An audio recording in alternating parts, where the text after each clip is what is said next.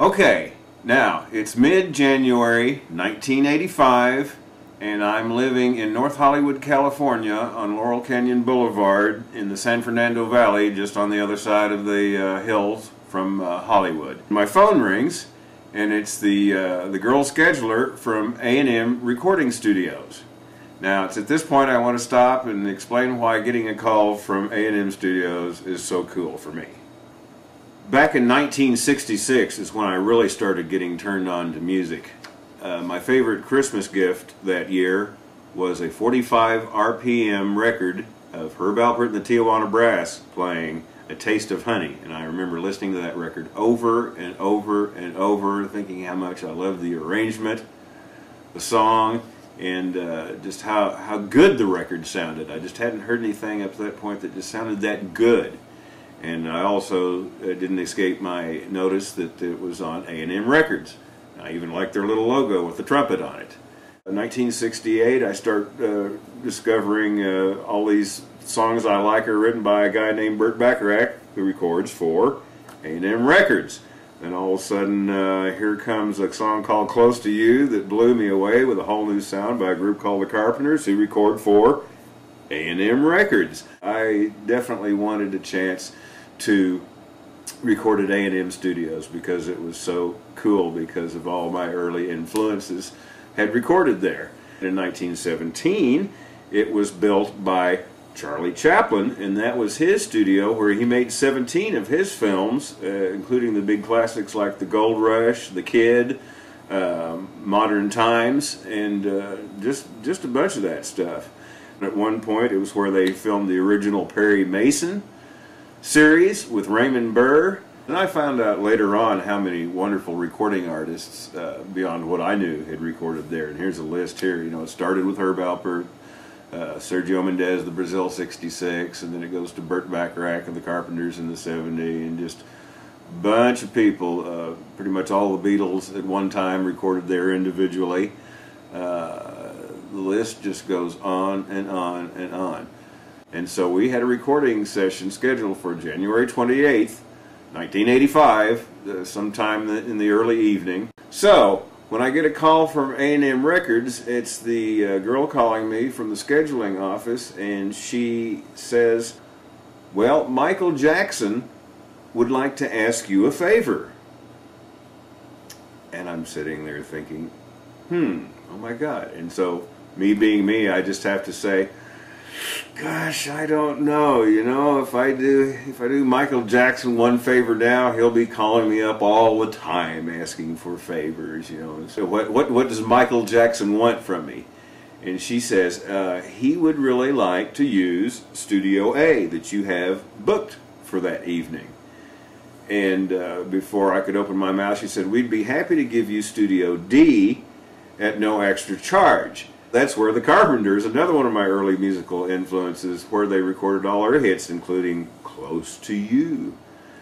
And so I said, fine, if I can do Michael Jackson a favor, I'll be tickled to death to do it. So it's the evening of January 28th, 1985, and a good friend of mine, Ann Spears, and I are in my car, and we're heading downtown Hollywood to go to A&M Recording Studios. And so we pull through the gates of A&M, and the guard directs us to a parking spot that's just exactly adjacent to Herb Alpert's own parking spot. And it looks actually, oddly enough, just exactly like this picture that I found, file picture I found. That's what it looked like pretty much the night that we got out of the car. Walk inside, and the first thing we see is a bunch of males, muscular, with black t-shirts on, black jeans, and black shoes, and they're lifting a bunch of plants around and lining them up down the hallway. So we start down the hallway, we go past the Studio A door, and knowing that Michael Jackson at least is supposed to be there, we try to listen in and see if we can hear anything, but can't really hear anything. We walk on down the hall, down to our studio, and we go in and we start to do our recording. And at one point, our engineer leaves to go use the restroom or something, and he comes back, and because we're wondering what's going on with all these people in here, these security looking guys with the plants. And he comes back and he says, well, the best he can get is it's some sort of relief fund for Africa thing. So we go, well, okay, you know, whatever. So I've been working for a while, and it's time for me to go relieve myself. So I walk down the hall, turn to the left, and there's guys in their black outfits, and they are giving me the evil eye as I make a right turn to go into the bathroom, almost to the point where I may reconsider going to the bathroom, but no, I go ahead and push on through the door, go on in, walk on up to the stall right there, and there's someone next to me, and I look up, it's Michael Jackson. Okay, so I try to just go ahead and go about my business, and I wanted to go on record right here, right now, that I'm not gay. Not that there's anything wrong with it, but one never knows when one's going to have such an opportunity again, and I just couldn't resist. I just kind of had to, you know, peek over slightly to get a little peek, and I do want to report here and now, Michael Jackson had a winky dinky. So I go back to my studio, and we finally finish our session, and we leave. We come around the corner, go walk down the hall, and as luck would have it, we time it just as whatever was going on in Studio A finished, and the doors burst open, and all of a sudden I can just see all bunches of people in Studio A, and I can recognize some celebrities, but all of a sudden there's this just whoosh of people coming at us, and we get caught up in this wave that just starts taking us towards these big double front doors, big heavy wooden double front doors. And all of a sudden from behind me comes this hand and puts its hand on the door and leans forward and pushes this big double door open for us. And I look back to thank whoever it is, and I look, and it looks like some sort of bum off the street. He's unshaven, his hair's all messed up and everything, and he's wearing funky, torn, dirty clothes. So I say thank you, and he pushes the door open for us, and Ann's sitting there, she's just nudging me, she goes, do you know who just opened the door for you? And I said, no, I don't. It looked like some bum off the street. Like, how did he get in here? And she says, that was Bob Dylan. I'm going, oh, okay. So Ann and I burst through the front doors of A&M with more musical superstars than you can shake a stick at right behind us. We kind of get pushed in the throng, and we go out the front gate and on out to the street. And from Sunset Boulevard down south as far as the eye can see on either side of La Brea Avenue were stretched limousines, one by one by one by one, just everywhere. And the celebrities started pouring into their limousines, and at that point I'm sitting there going, well, that's pretty cool that the celebrities had to park on the street and Ann and I got to park on the lot.